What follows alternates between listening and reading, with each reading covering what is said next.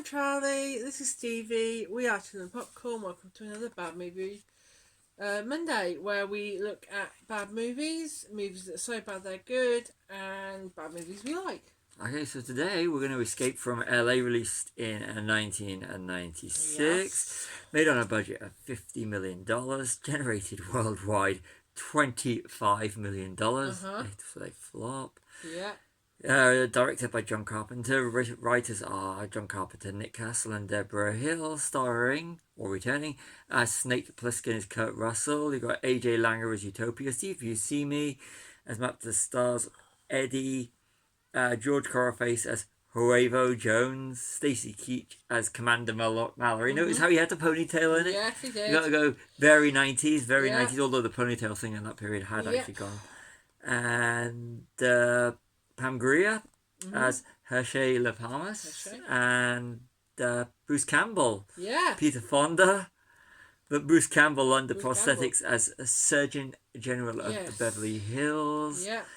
And we just watched Escape from New York, 1981, before watching Escape from LA. Which do you prefer? I don't know, actually. The best part, yeah, actually. I quite enjoyed both of them. Anyway, let's get into the notes. So, it's a remake of the first one. It is basically a remake. Not a sequel, really, isn't it? It's the same thing, basically. It's like what Desperado is to El Mariachi. Yeah, he gets injected with something and has a limited amount of time. Well, this amount of time is shorter. Yeah. To get out and be cured, basically. Yeah, it hits all the beats of Escape from New York, but a little bit more campier and a lot of bad CG. Yeah.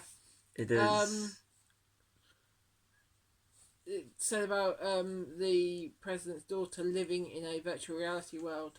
Yep, made in '96, and this is what. It's kind of like good science fiction predicts the future, and this one really does predict the future. Although they do, one thing I think that they didn't get right is, and they never get right, is they've always got the big monitors rather than the slim TVs. Yeah, they've all got massive. That's the one thing they never got right or predicted. They had mini discs as well. Yeah. Which never really took off, did they? 2000, because it's set in 2013.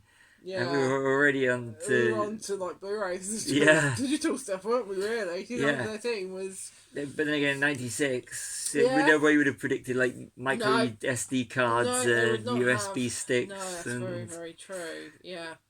The CG graphics have aged the film. I suppose it ages it more than the originals. Yeah. It really does. The original is animated, isn't it? Yeah, practical.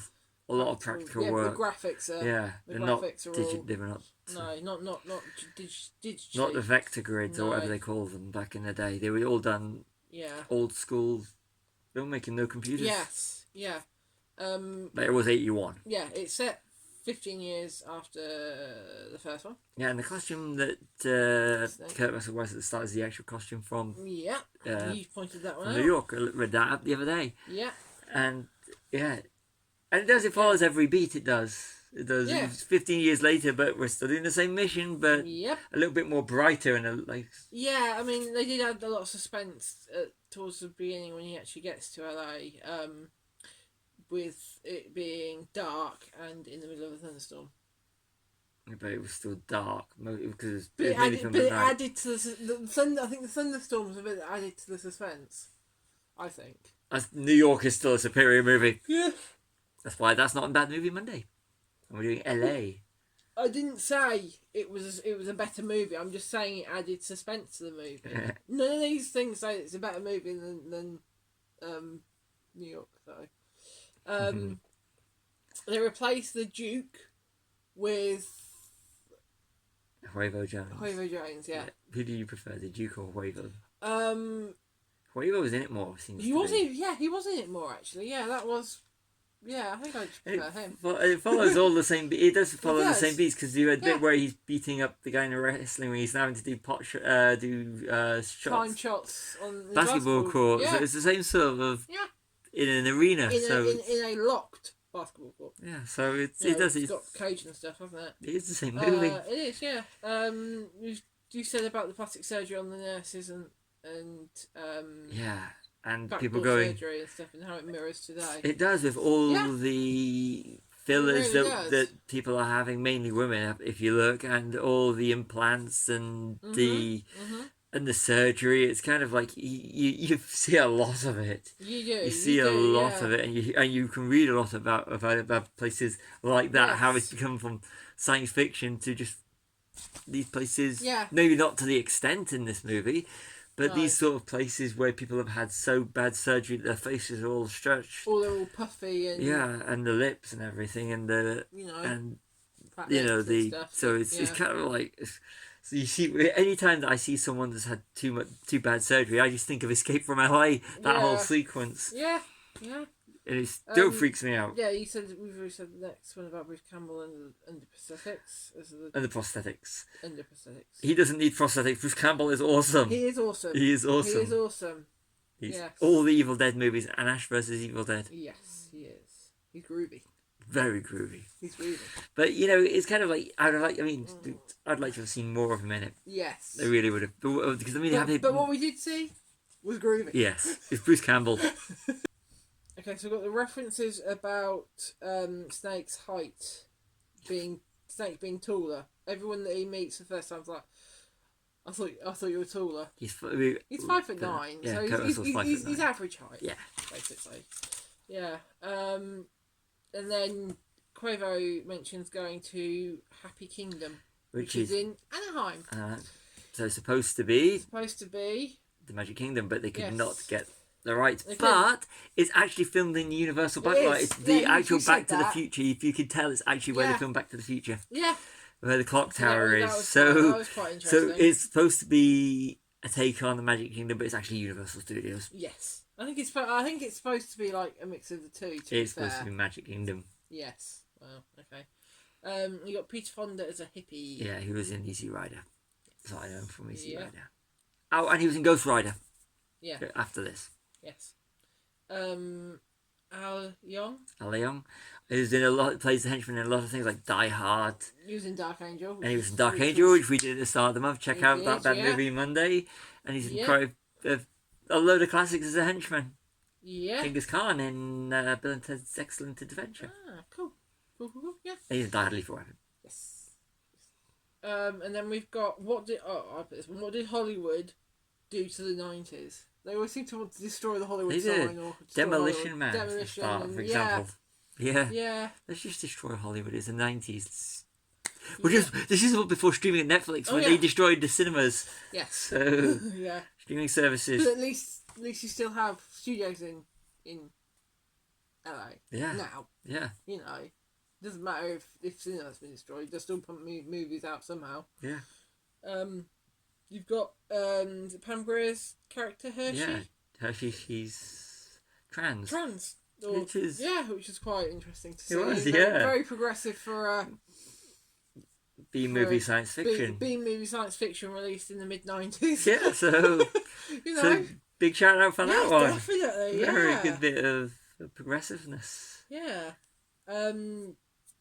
The movie has aged more than the original has. It has. The original is a classic. Escape from New York is a classic. Yeah. This is a fun bit of nonsense, but it's kind of aged badly. Yeah. It actually does feel like kind of movies they were making in the 90s. Yeah, it does, yeah. Okay, right, on to another couple of the actors that are in it.